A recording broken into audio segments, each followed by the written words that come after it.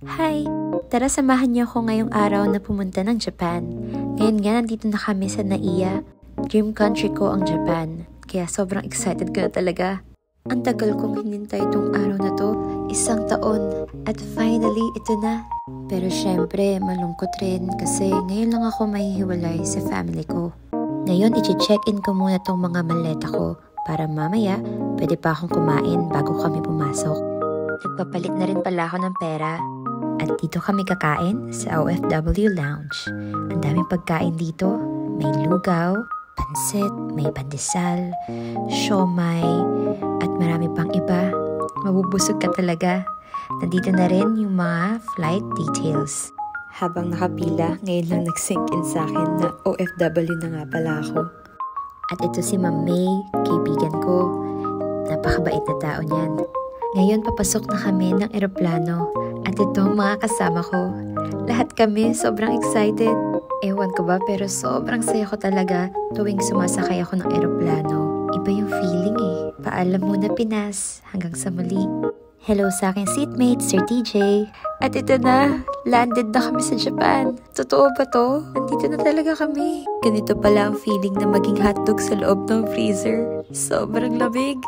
Dito kami sa Fukuoka Airport nagland at excited na ako ma-explore ang city na to. Nang makalabas kami sa airport, nagmask agad ako kasi grabe talaga yung lamig.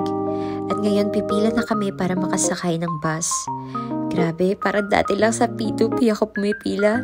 Ngayon dito na sa Japan. Tingnan mo naman tong bus nila oh, napakahaba. Ang galing!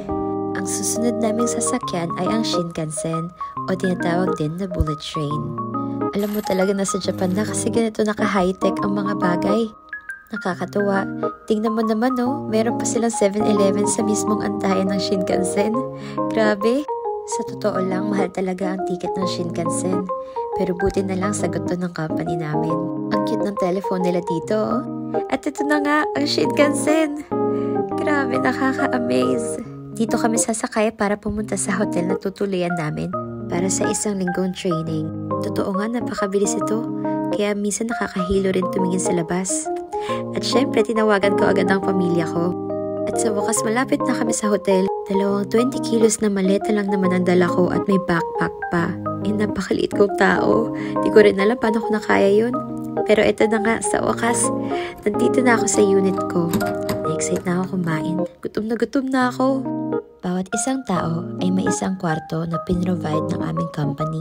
Iba pa rin talaga yung may privacy kaya malaking pasasalamat ko sa company namin na ganito yung ginawa nila.